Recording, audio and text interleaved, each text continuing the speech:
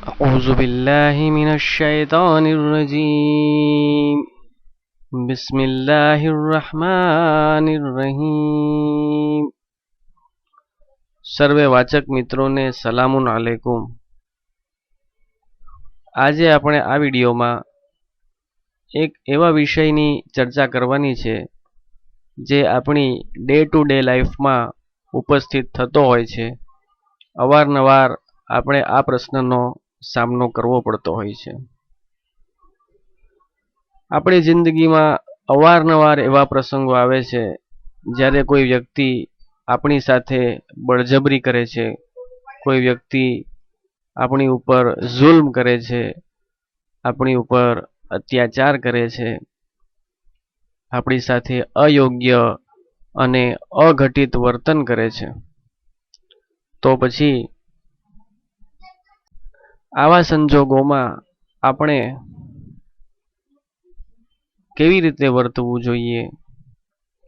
આ એક ખૂબ જ મહત્વપૂર્ણ અને અવારનવાર ઉપસ્થિત થતો સર્વસામાન્ય પ્રશ્ન છે કે જુલ્મનો જવાબ કઈ રીતે આપવો? અગર કોઈ વ્યક્તિ આપણી સાથે બુરાઈ કરે તો આપણે તેનો જવાબ કઈ રીતે આપવો જોઈએ? આવો આપણે આ સવાલનો જવાબ અહલે બૈત અલૈહિમુસ્સલામની એક ફર્દ, એક વ્યક્તિ એટલે કે આપણા ચોથા ઇમામ ઝૈનુલ આબેદીન અલૈહિસ્સલામ પાસેથી મેળવીએ અને તેમની પાસેથી માર્ગદર્શન મેળવીને આપણી જિંદગીમાં આ સવાલનો જવાબ કઈ રીતે આપવો તેનો યોગ્ય, સહી અને સાચો જવાબ મેળવીએ।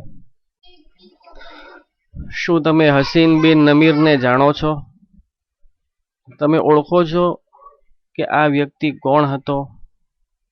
દોસ્તો, હસીન બિન નમીર કરબલામાં યઝીદી લશ્કરનો એક મોટો સરદાર હતો। આ જ એ વ્યક્તિ હતો જેણે કરબલાના રણમાં ઇમામ હુસૈન અલૈહિસ્સલામની શહાદતમાં આગળ પડતો ભાગ લીધો હતો। અને એટલું જ નહીં, આ એવો વ્યક્તિ હતો કે જેણે અહલે બૈત અલૈહિમુસ્સલામ ઉપર જુલ્મો કરવામાં જરા પણ કચાશ રાખી ન હતી। દોસ્તો, આ વ્યક્તિ હતો, આ ક્રૂર વ્યક્તિ હતો કે જેણે ઇમામ હુસૈન અલૈહિસ્સલામના વહાલા દીકરા જનાબે અલી અકબર અલૈહિસ્સલામની છાતીમાં નેજો માર્યો હતો અને જનાબે અલી અકબર અલૈહિસ્સલામના કત્લ માટે આ વ્યક્તિ જવાબદાર બન્યો હતો। કરબલાના વાકયા બાદ હસીન બિન નમીરે મક્કા અને મદીનાની બરબાદી અને તબાહીમાં બહુ મોટો ભાગ ભજવ્યો હતો। હવે આપણે જોઈએ કે આપણા ચોથા ઇમામ હઝરત ઝૈનુલ આબેદીન અલૈહિસ્સલામે હસીન બિન નમીરની સાથે કેવો વર્તાવ કર્યો। આપણે જાણીએ છીએ કે હસીન બિન નમીરે ઇમામ ઝૈનુલ આબેદીન અલૈહિસ્સલામના સગા ભાઈ અને એટલે કે ઇમામ હુસૈન અલૈહિસ્સલામના વહાલા દીકરા જનાબે અલી અકબર અલૈહિસ્સલામની છાતીમાં નેજો માર્યો હતો। પણ હવે આપણે જોઈશું કે ઇમામ ઝૈનુલ આબેદીન અલૈહિસ્સલામે હસીન બિન નમીરની સાથે કેવો વર્તાવ કર્યો।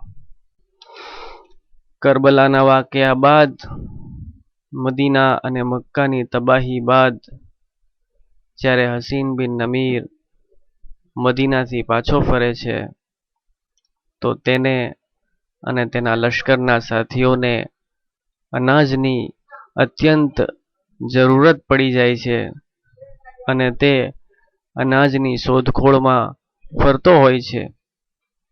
એવામાં તેની નજર ઇમામ ઝૈનુલ આબેદીન અલૈહિસ્સલામ પર પડે છે। ઇમામ અનાજને ઊંટ ઉપર લાદીને જઈ રહ્યા હોય છે. હસીન બિન નમીર ઇમામ પાસે આવે છે અને ઇમામની પાસે અનાજ વેચાતું માંગે છે. ઇમામ અલૈહિસ્સલામ તેને જવાબમાં ફરમાવે છે કે હું અનાજ નથી વેચતો. અગર તારે અનાજની જરૂરત હોય તો તું મફત અનાજ લઈ જા અને તું કહે એ સ્થળે તને અનાજ પહોંચાડી દઉં. આ રીતે ઇમામ ઝૈનુલ આબેદીન અલૈહિસ્સલામ તેને મફત અનાજ આપે છે.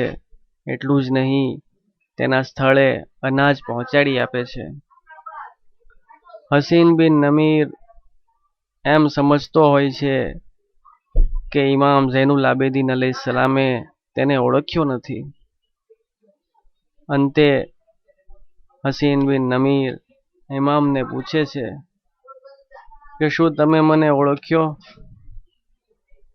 ત્યારે ઇમામ ઝૈનુલ આબેદીન અલૈહિસ્સલામ તેને જવાબ આપે છે કે હું તને કઈ રીતે ભૂલી શકું? તું જ એ વ્યક્તિ છો જેણે મારા ભાઈની છાતીમાં નેજો માર્યો હતો, અને તું જ એ વ્યક્તિ છો જેણે અમો અહલે બેત અલૈહિમુસ્સલામ ઉપર જુલ્મ કરવામાં કોઈ પણ કચાશ બાકી રાખી ન હતી. પણ એ હસીન બિન નમીર, ઈ તારા અખલાક હતા અને આ મારા અખલાક છે.